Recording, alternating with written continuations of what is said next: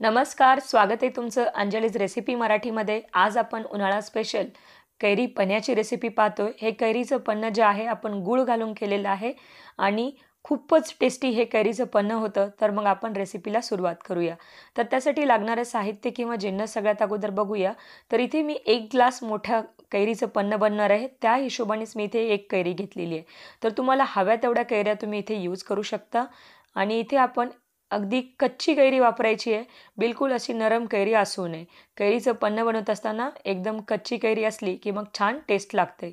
इथे अर्धा कप गूळ घेतलेला आहे। जेवढा कैरीचा तुमचा गर असेल त्याच्या दुप्पट तुम्हाला गूळ वापरायचं आहे। तर इथे मी गूळ घेतला आहे, गुळाच्या ऐवजी साखरसुद्धा तुम्ही वापरू शकता। चवीनुसार मीठ वापरायचं आहे, हे टोटली ऑप्शनल आहे, नसेल आवडत तर अवॉइड करू शकता। 1 चमचा वेलची पूड घ्यायची आपल्याला आणि अगदी छोटंसं 1 छोटा चमचा मी इथे जिरं पूड वापरणार आहे। तर जिरं पूडसुद्धा ऑप्शनल आहे, नसेल आवडत तेही तुम्ही नका टाकू। तर मग आता आपण सगळ्यात अगोदर जी कैरी आहे ती वाफवून घेऊया। तर कैरी वाफवण्यासाठी कुकरचा वापर करते आहे मी। कुकरमध्ये आपण इथे खाली पाणी टाकलेलं आहे। आता 1 कैरी आहे तर ती सहजपणे एका डब्यात येते आणि डब्यात पाणी वगैरे टाकायचं नाही आहे, तर नुसतीच कैरी आपल्याला कोरडी ठेवायची आहे आणि साधारणतः 2 ते 3 शिट्ट्या करून घ्यायच्या। 2 ते 3 शिट्ट्यामध्ये कैरी छान वाफून निघते। तर बघा, कैरी थोडीशी थंड करून घ्यायची आणि आता याच्यावरची सालं काढून घ्यायची। तर हाताने मी अशा प्रकारे हे साल काढणार आहे। थोडंसं गरम आहे त्यामुळे आपण असं चमच्याने सुद्धा काढून घेतलं तर चालेल। याच्यावरची साल आपण अशा प्रकारे काढून घेऊया।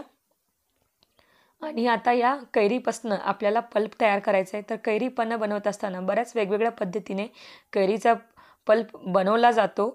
आता आपण हे अशा प्रकारे एका चाकूच्या साहाय्याने कट करून घेणार आहोत आणि या कैरीचा आपल्याला अगदी स्मूथ पल्प बनवून घ्यायचा आहे, म्हणजे त्यात गाठी वगैरे राहता कामा नये।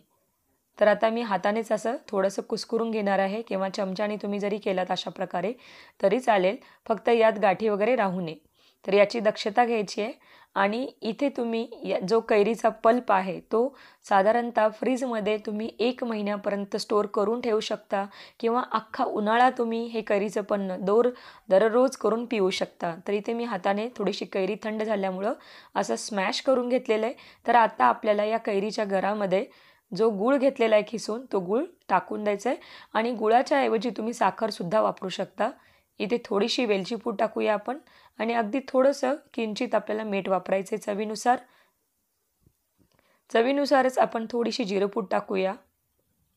तर बऱ्याच जणांना जिरं पूड आवडत नाही, तर मग अशा वेळी तुम्ही अवॉइड करू शकता।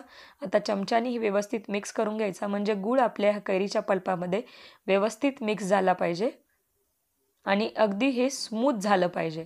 तर तुम्ही हाताने कुस्कुरा करून घेतला तरी चालेल। आता हा कैरीचा जो पल्प आहे तो आपण एका गाळणीने गाळून घेऊया, जेणेकरून यात जर मोठे मोठे तुकडे असतील कैरीचे किंवा गुळावर काही असं डर्ट असेल तर ती सगळी निघून जाईल। असं चमच्याच्या साहाय्याने गाळून घ्यायचं किंवा तुम्ही हे कपड्यात टाकून सुद्धा गाळून घेऊ शकता। तर इथे चाळणीनं सोपं जातं, तर त्यासाठी मी हा गर जो आहे किंवा कैरीचा जो पल्प आहे तो अशा प्रकारे गाळून घेणार आहे।